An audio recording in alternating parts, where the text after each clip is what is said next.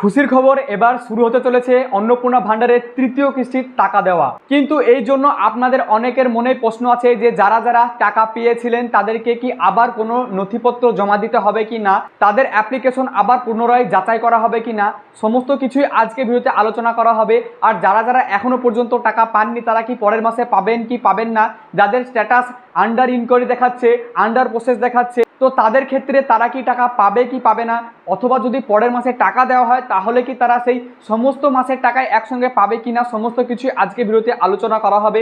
তাই আজকে ভিডিওটিকে আপনারা একটু না টেনে প্রথম থেকে শেষ পর্যন্ত দেখবেন, তাহলে আশা করি বুঝে যাবেন যে আপনাদেরকে কোনো ডকুমেন্ট আর জমা দিতে হবে কি হবে না। তো চলুন এখন বেশি কথা না বাড়িয়ে ভিডিওর মূল অংশে যাই। কিন্তু তার আগে যদি এখনো পর্যন্ত আপনারা আমাদের চ্যানেলটিকে সাবস্ক্রাইব না করেন তাহলে আপনাদের কাছে একটি ছোট্ট রিকোয়েস্ট, আপনারা নিচে যে সাদা রঙের সাবস্ক্রাইব বাটন দেখতে পাচ্ছেন সেটিকে ক্লিক করে দিন এবং পাশে থাকা বেল আইকনটিকে অল করে দেবেন। তাহলে যখনই আমরা এরকম কোনো গুরুত্বপূর্ণ ভিডিও আপলোড করব আপনাদের কাছে সবার আগে নোটিফিকেশন যাবে। আর হ্যাঁ, ভিডিওটিকে অবশ্যই লাইক করবেন এবং যদি এই ভিডিওটি আপনারা আমাদের ফেসবুক পেজ বা প্রোফাইল থেকে দেখেন তাহলে আমাদের ফেসবুক পেজ বা প্রোফাইলটিকে ফলো করে রাখতে ভুলবেন না। তো অনেকের ভিডিওতে আপনারা এখন দেখতে পাচ্ছেন অনেকেই বলছে যে যারা যারা টাকা পেয়েছিলেন তাদেরকে কিন্তু আবার ডকুমেন্ট জমা দিতে হবে এবং তারপরেই কিন্তু আপনারা তৃতীয় কিস্তির টাকা পাবেন।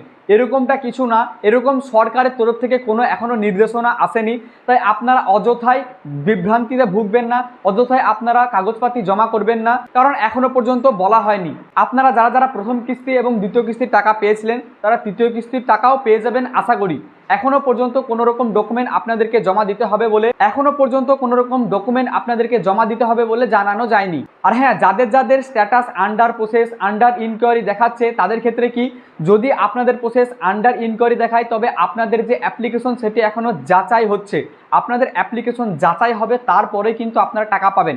আর আশা করা যাচ্ছে আপনারা এই যে আগস্ট মাস আসছে, এই আগস্ট মাসের 1 তারিখ কিংবা 2 তারিখ এরকম কিছুটা একটা তারিখে আপনারা কিন্তু টাকা পেয়ে যেতে পারেন। যাদের আন্ডার ইনকোয়ারি আছে তাদের যদি অ্যাপ্রুভ হয়ে যায়। তবে যারা যারা এখন তৃতীয় কিস্তির টাকা পেতে চলেছেন তাদের কিন্তু কোনো রকম নথি এখন জমা দিতে হচ্ছেন না, এই নিয়ে আপনারা বিভ্রান্তিতে ভুগবেন না। আর আপনারা যখনই স্ট্যাটাস চেক করছেন অনেকের নাম আন্ডার ইনকোয়ারিতে দেখাচ্ছে, তো তাদের ক্ষেত্রে কি হচ্ছে, আপনাদের যে সিটিজেন লগইন আছে সেখানে লগইন করে যখন আপনারা আপনার স্ট্যাটাসটি চেক করছেন তখন আপনাদের আন্ডার ইনকোয়ারি দেখাচ্ছে। কিন্তু এই স্ট্যাটাস যদি আপনারা যে অফিসিয়াল লগইন আছে, অর্থাৎ যে নির্দিষ্ট দপ্তরের যারা অফিসাররা আছে তারা যদি স্ট্যাটাসটি আপনার চেক করেন তাহলে তাদের ওইখানে অ্যাপ্রুভও দেখাতে পারে। কারণ আপনাদের স্ট্যাটাসটি যদি অ্যাপ্রুভও করা হয় তবে এখনো পর্যন্ত সেটি আপনাদের যে সিটিজেন লগইন পোর্টাল আছে সেখানে আপডেট করা হয়নি। তো যখনই আপডেট করা হবে আপনাদের অ্যাপ্রুভ দেখাবে। তার জন্য আপনারা বিভ্রান্তি হবেন না, হয়তো আপনাদের আগস্ট মাসে অনেকের টাকা ঢুকে যেতে পারে।